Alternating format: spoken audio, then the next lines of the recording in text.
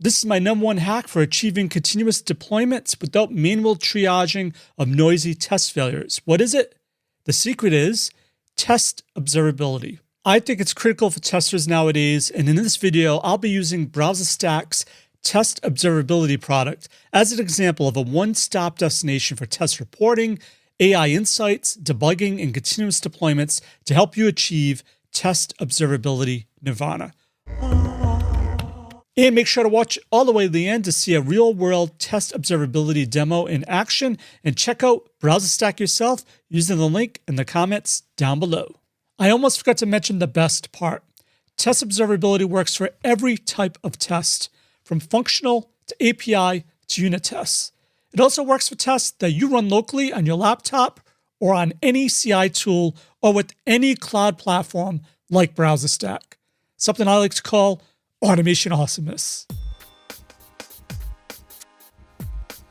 All right, step 1 is selecting your framework. You can get started by integrating with your test automation framework. The cool thing about test observability is that it supports a ton of leading frameworks like WebDriver IO, Playwright, MS Test, and more. And you can even upload reports in a JUnit XML format. Also, integrating with test observability is super easy. All you need to do is install the BrowserStack SDK. And what's really awesome is you don't have to make any code changes. It's just a couple of minutes and you're good to go. Next, you have to set up the BrowserStack YAML config file with your build name, project name, and any additional tags you might want to send. And you can then start running your test suites as is. Now, let's take a look into test observability. So this is the build I just ran. As you can see, I get an instant view of the number of tests that can run along with the status. But more importantly, I get to see all the problematic test cases first. I can also see the flaky tests, muted tests if there are any new failures, and if there are any always failing tests, so I can ignore them and get down to what really matters. Another interesting feature of the test observability is the unique error analysis feature. So with test observability, you can automatically find if one error caused multiple tests to fail. For example, this particular stack trace was seen across 3 tests. So this way, I don't have to go and debug each of these 3 tests repeatedly to find out if they have the same common cause of failure. I can debug one, and I know that all of these have the same failure reasons. I can also mock these failures and say that all of these were due to these issues, and test observability will learn from this.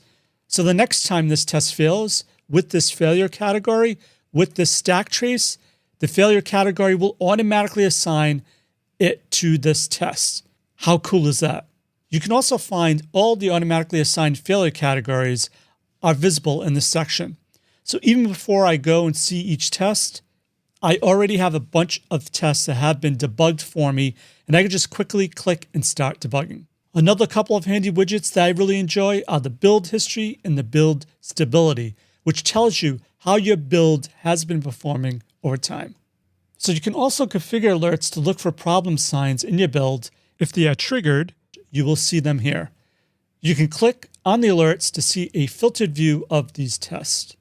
Lastly, you have the quality gate, where you can create a custom quality gate, set org-wide standards, and build customized rules.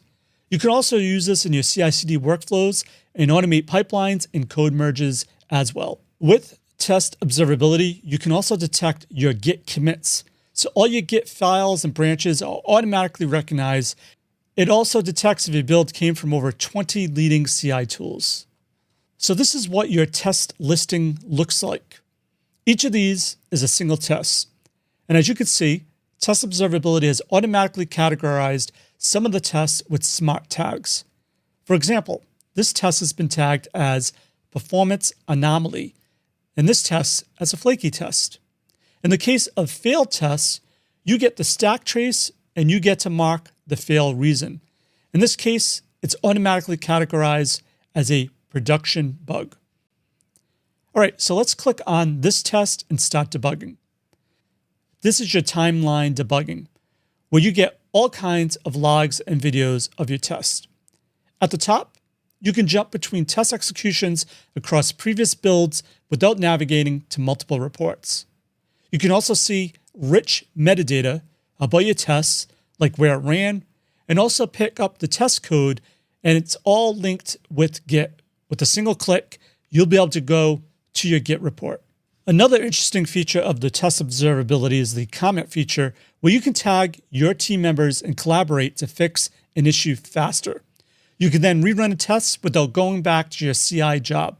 You can also report a bug directly from test observability, and you can also mute a test and remove it from your testing reporting. So moving on to the next dashboard that comes out of the box. This is the test health dashboard that shows all the different types of test executions that were part of your project.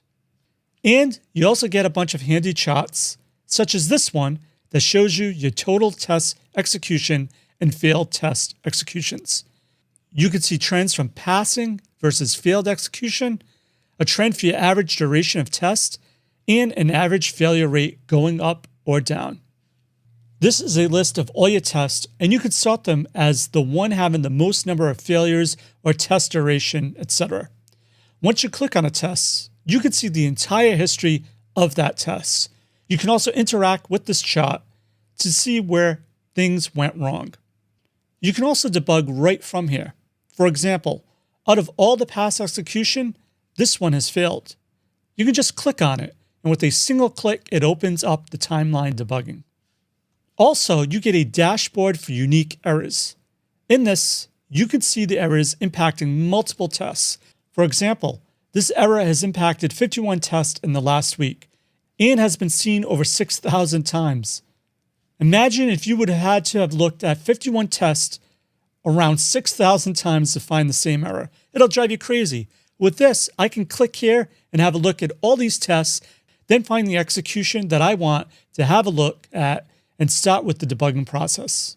There's also an out-of-the-box testing trends dashboard that provides you with readily available testing metrics like flakiness, build stability over time, performance to see how your build time is trending, the breakdown of failure categories, new failures, always failing testing trends, and on and on. And you can also drill down on these charts even further.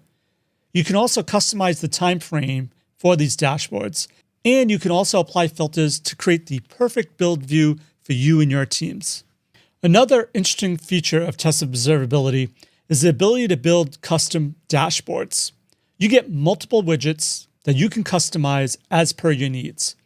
If you want to visualize new failures in a particular project, you can do that easily and also compare it with another project. You get multiple filters to build these dashboards. This helps QA leaders get a 360-degree visibility into your testing and automating health across your whole organization.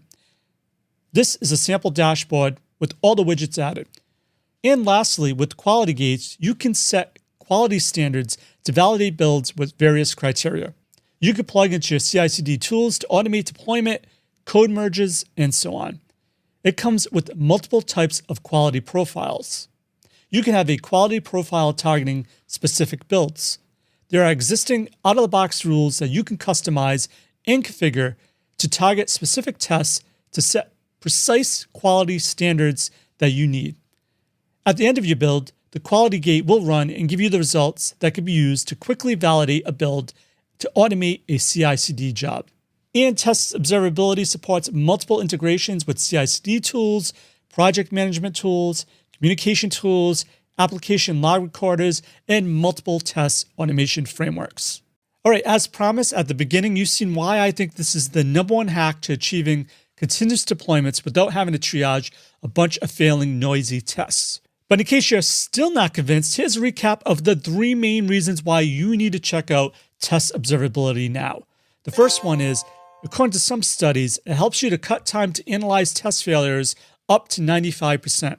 Second, it proactively helps you to ensure automation stability. And third, it enables you to have automation progress visibility across all your different team members and stakeholders. And as I always say, seeing is believing, so head on over to testguild.me/testpro to see how you become a test observability pro yourself. Check it out. And as always, test everything and keep the good. Cheers.